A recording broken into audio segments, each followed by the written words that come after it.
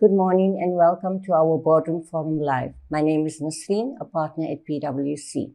Today, as part of our series, we're focusing on enabling sustainability transformation in the public sector, and we will be focusing on the building blocks in the water sector and how it works. Water and sanitation are at the heart of sustainable development. The water sector in South Africa, as well as the rest of the African continent, are faced with huge challenges. And these challenges need to be addressed to ensure economic growth as well as productivity, and more importantly, providing a basic service to millions of people. After all, water is life and sanitation is dignity.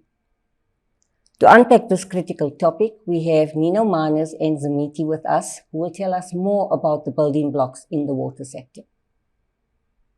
So Nino, talk to us why sustainable water sector is so important in our current context. Thanks, Naz, for the introduction. As you know, that access to water and sanitation is a basic human right. And unlike energy, we cannot find other sources of water, so we need to preserve what we have as a country and as a continent. If you look at the stats that's presented by the World Economic Forum, less than 40% of people in the sub-Saharan Africa have access to water within their homes. So this presents something that needs to be looked at just in terms of the backlog and availability of water to communities within sub-Saharan Africa. Also, we know that water is important for economic growth, and I think you've alluded to that as well. So there are different sectors that are dependent on water. We're talking about the mining sector, manufacturing, agriculture in terms of food security. So the criticality in terms of preserving our water cannot be overemphasized. So important for us, if we have to also look at the institutions that are running this, we need to have institutions that are able to actually ensure sustainability of water services. We also have the issue around climate change, which is becoming more and more obvious in terms of the floods that we have in KZN, the drought that we had in Nelson Mandela Bay. So if we don't have proper institutions that can actually manage our water resources and manage access to services, we have a huge challenge that we need to address. So within South Africa, if we just look at the context at home, there are issues around infrastructure that are failing. We've got issues around water quality. And a lot of the municipalities are actually failing to address this. And there are lots of reasons that we can go into later in terms of why this is happening, but it's so important for us to be able to provide services. We need institutions that are functioning and that are not only able to look at what needs to happen now, but also preserve water for our future generation as well. Thank you, Nino. Those are critical points for the sector. Samiti, to you, what do you believe are the main factors that contribute to ensuring long-term transformation of the sector? Sure. So when we look at the building blocks themselves, I think we ideally want to be looking at it from a holistic perspective. And by that, I mean, when you start talking around supply side, so particularly in terms of the resource and how we are, or what we're doing to effectively contribute to its regeneration or lack thereof, aspects around the delivery side, so particularly in terms of infrastructure and water security, particularly linked to that. And also linked to that is also, and almost on the back end, the demand side. So how we ensure equitable access to this precious resource, which, as we're saying, we effectively all need. So when we start talking around the building blocks, coming back to that specifically, it's things around the institutional aspects, to Nino's point, particularly when you start looking around the policies and regulations that effectively govern the sector, and particularly also linked to that, the roles and responsibilities and how clear that is amongst all the parties. Second to that is also aspects around, coming back to the point around the delivery side and the water security aspect. So when you start talking around the infrastructure, how that is effectively maintained and really planned for in a sense and kept up to the standards that it should be. So when you start talking around aspects around operations and maintenance. And then also when you look at aspects around financial sustainability, and in that sense, we talk about things around the cost-reflective tariff, whether that is actually also equitable and reasonable in a sense in that you're ensuring cost recovery. In instances where there may be fiscal constraints as well, do we have institutions or entities that are able to basically ensure the long-term availability and viability of the infrastructure and operations and maintenance linked to that. So big thing around financial sustainability there. We talk around the climate change angle as well. I mean, I think that's a big thing. We talk around the extreme events that we have experienced in South Africa, and I think also in other parts of the continent as well. In terms of flooding, we've seen that, but also droughts. So how are we and our entities effectively planning around those? When you start talking around climate change, mitigation and adaptation, so not just the mitigation aspect itself. And I think I made mention of the operations side of things as well. So when you start looking around the building blocks, it's effectively those 5 areas. And, we look at a holistic picture in that sense. So we hear a lot about the institutional reforms of these entities, and I believe this will have a fundamental impact on the landscape of the water sector. So Nino, what are these institutional reforms that look like, and particularly in the context of how they would have an impact on the long-term transformation of the sector? So Naz, as we know, since 1994, we had 144 water service authorities that has been established. And the purpose of these water service authorities, or in some cases municipalities, was to basically have wall-to-wall coverage in terms of ensuring that nobody are not covered in terms of access to water and sanitation. Even though the intention was great of government in terms of having these wall-to-wall municipalities, we know that there are a lot of aspects that have led to these institutions not performing optimally as what they should be. So on the one side, we've got municipalities or water service authorities that's responsible for access to water and sanitation. On the other side, we had Department of Water and Sanitation that have also has got the responsibility to ensure that the water resources within this country is managed. And to do that, they have set up catchment management agencies. To date, I think only 1 or 2 has been established. And again, in terms of the institutions that have been set up to actually manage sustainable water management, a lot has been done, but not enough has been done. The department has gone through a lot of regulatory changes. In terms of the CMAs, there was supposed to be 9, that has changed to 6. So again, that instability in terms of just ensuring that these institutions are set up is something that needs to be looked at as a sector as well. In addition, we had water boards as well that has been established. And the water boards are supposed to support municipalities in terms of, in some cases, bulk potable water, also supporting the department in terms of bulk raw water. But again, in terms of just being sustainable and viable, there has been a lot of issues because you find that municipalities have issues around payment of services, which leads to them not being able to pay for their water, which means that they can't pay the water boards. So although we have all of these entities that have been set up, there's a need for us to really look at these institutions in terms of their viability, in terms of their sustainability, and whether they are the right institutions at this stage to actually ensure sustainability of water, not just water services, but water resources as well, going forward. So we all know that at the moment that the department again is really looking at their water boards and looking at regional water utilities. And it's something that again seeks to address the institutional reform that needs to happen within the country. Sure. Whether it's going to be viable or not is something that needs to be tested. And I'm sure that is the question that the department is also asking themselves in terms of ensuring that these entities are working. So we are seeing some of the water boards being amalgamated, like we've got the example of Umgeni Water as well as with Umhlatuzi, that's becoming one water board. And the idea is to ensure that there's a larger customer base to actually ensure that more revenue is collected and looking at more sustainable water resources and in some cases water services as well. The Minister of COGTA has also, or the previous minister has announced that they're also re-looking at municipalities and just assessing the viability of municipalities. And again, all of these reforms that are happening needs to ensure that there's alignment in terms of the water sector and its entities and ensuring that it will ensure that sustainability that we are seeking for within the water sector. Sure.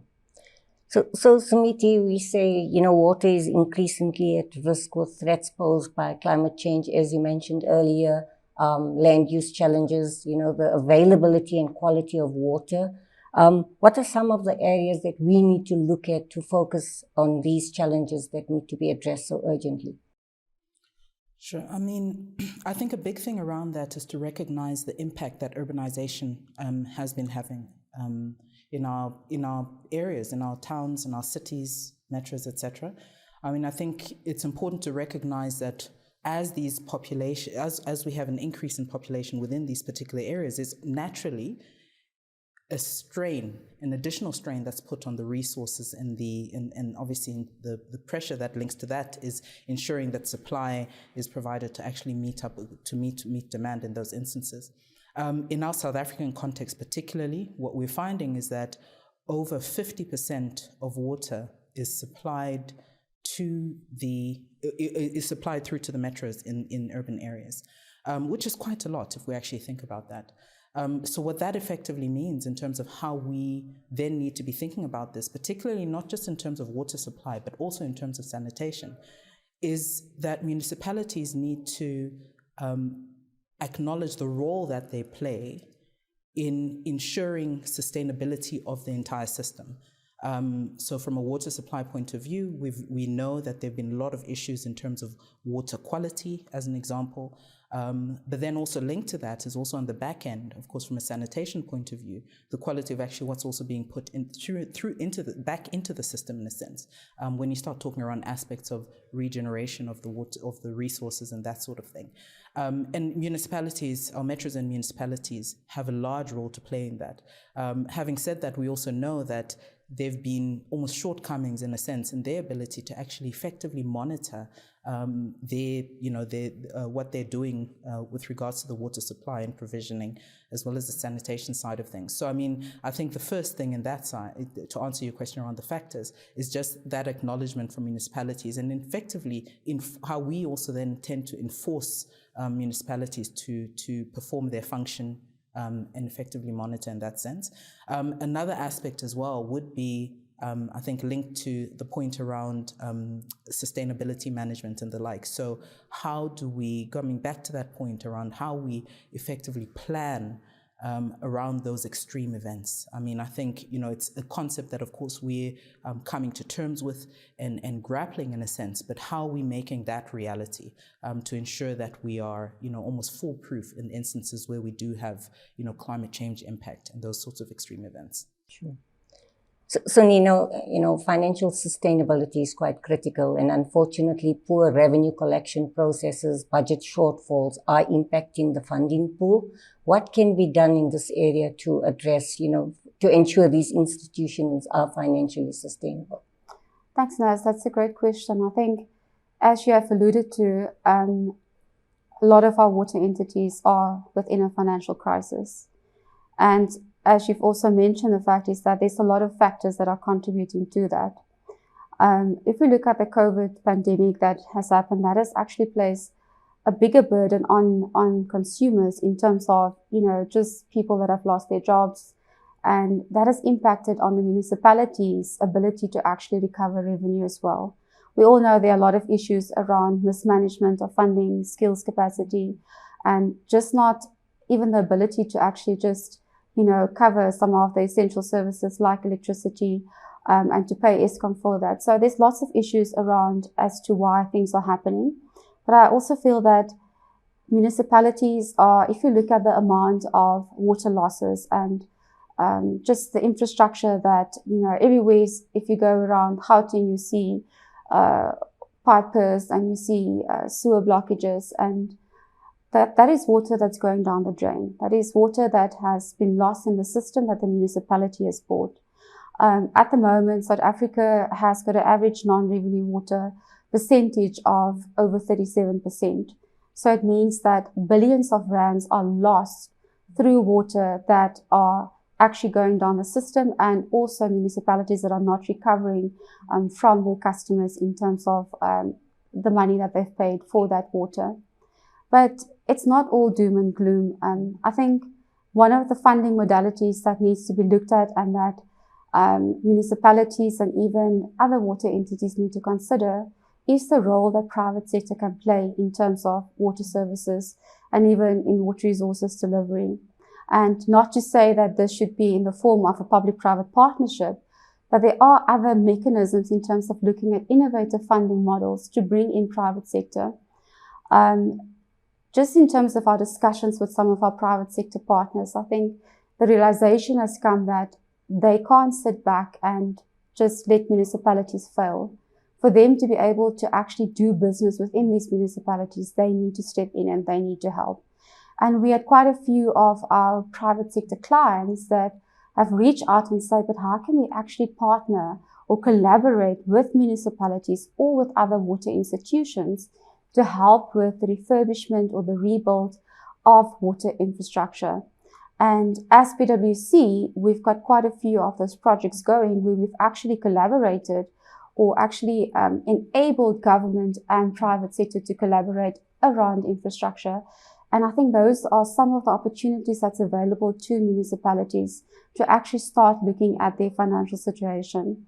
We've also got instances in cities where there are areas that municipalities have not added to their collection list or their revenue collection list. So, for example, there was a huge development within Gauteng that was not on the books of the municipality, and revenue was not being collected from customers that can actually pay. So if we look at revenue just in terms of bringing in the income, there's a lot of leakage happening. And I think if municipalities actually just start reconciling in terms of their growth, in terms of what happened, in terms of development within that specific municipality versus how many households they are metering, there are lots of areas that can actually be added and can be improved in terms of their revenue collection. So just starting doing the basic things like looking at your infrastructure, fixing the leaks. They are low-hanging opportunities just to start recovering revenue. And I think one of the other aspects as well, if you look at, and I know it's not a favorable topic, but the equitable share that is being allocated to municipalities as an unconditional grant is supposed to be used for payment of basic services. And that is not being used for the intended purposes. So if we start actually spending the money that we get from Treasury and we start bringing in the help of other private sector role players, the opportunity to actually change the situation is there.